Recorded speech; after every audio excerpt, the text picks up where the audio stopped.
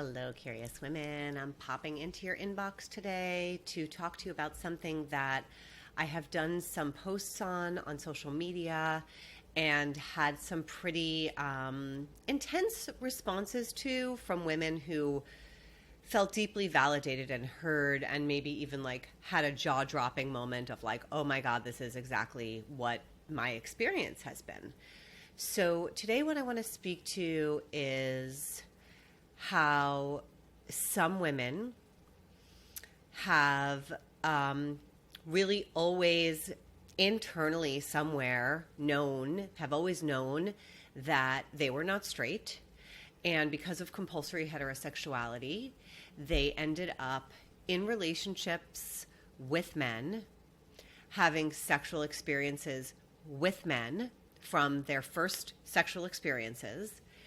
And in those experiences, either needing to be intoxicated on something at all times because otherwise they are unable to be intimate, because their nervous system just really can't relax enough to allow them to settle into any kind of pleasure that they might receive.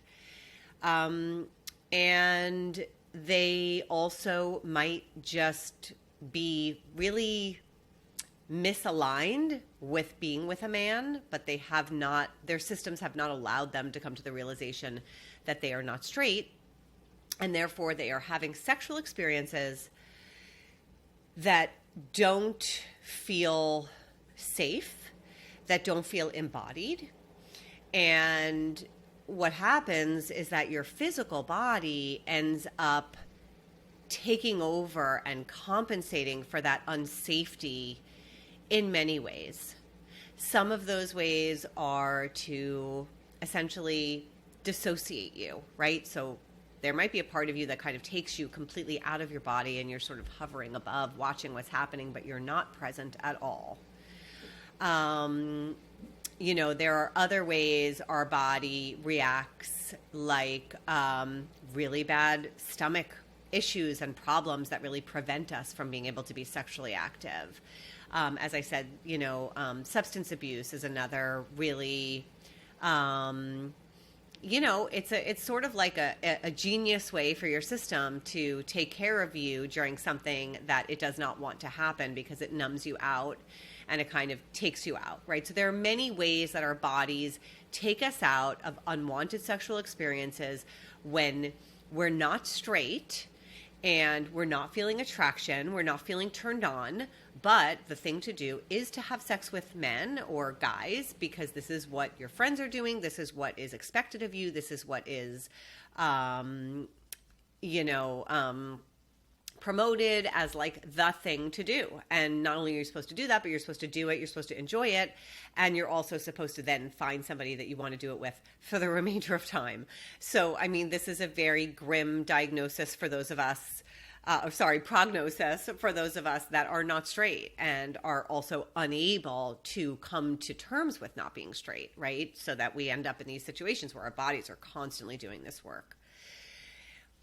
What can happen, and this is the place where many women have resonated with this, is that your body becomes very used to, it's sort of like an automatic thing that when you are in an intimate situation, period, across the board, any kind of intimacy, your body goes into hijacking you, reactive mode, and it dissociates you, or you first have to drink a lot of alcohol before you can be intimate, right? All of these things that you've learned are necessary for intimacy. But now you actually have crossed over and you are dating in the queer world, or you're dating women, and you're finding that your body is still doing the same thing. And now you're really upset because you finally have come to this place where you've accepted your sexuality and you're kind of looking forward to it and you want to actually be able to find a way to enjoy it, but your body is not allowing that. And that is because your body cannot differentiate between a male partner and a female partner or an NB partner or whoever it is that you're with. Your body cannot differentiate between those partners, right?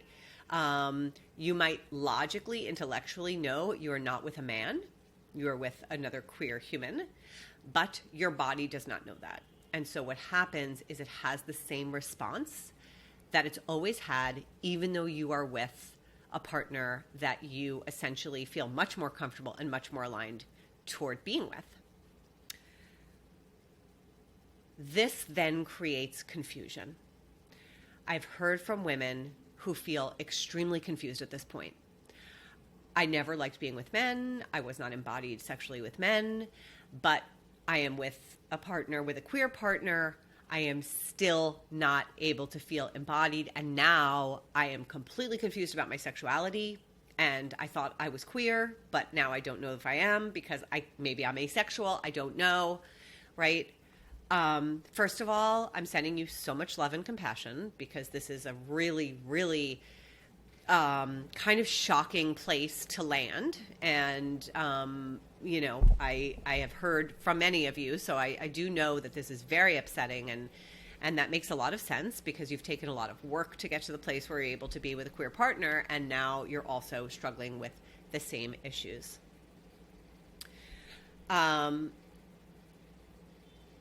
If it's possible to see how your body becomes disconnected when you are approaching intimate situations, is there a way for you to actually say hello to the part of you that disconnects you from yourself because it thinks you are entering into an unsafe, dangerous situation? So that's the framework to start to work with these feelings. There is a part of you that comes into you and hijacks you. It has done this from the earliest sexual experiences with another that you have had.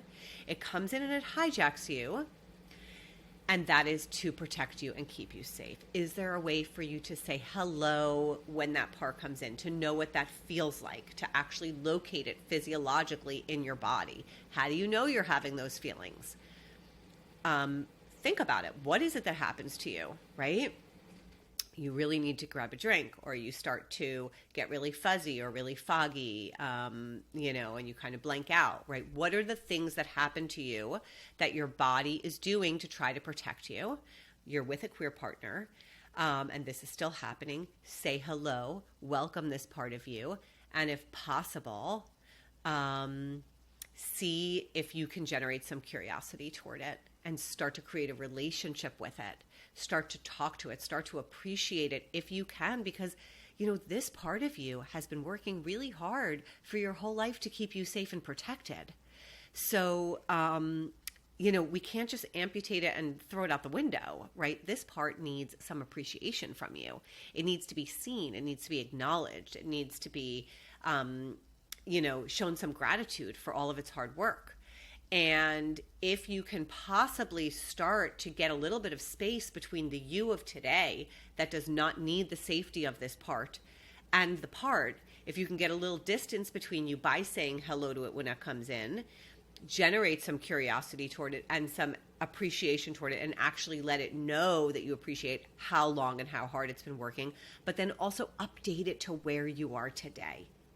Let it know today you're an adult and you don't need that same kind of safety because you've done work on yourself. You're with a partner that you trust, and you also trust yourself, right? And you want to be able to be more embodied. Ask this part of you what it needs to start to trust you. What does it need to soften a little bit from you so that what does it need from you so that it can soften a little bit and maybe just like take a seat and hang out while you're having some intimate encounters, right? Also, can you share some of this with your partner that you're with, that you have a reactive system to intimacy, sexual intimacy, for really good reason? Can they be patient with you? Can you slow things down?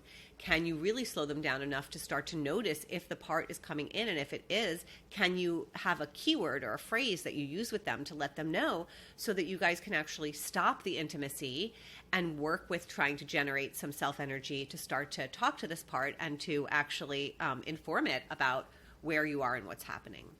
So,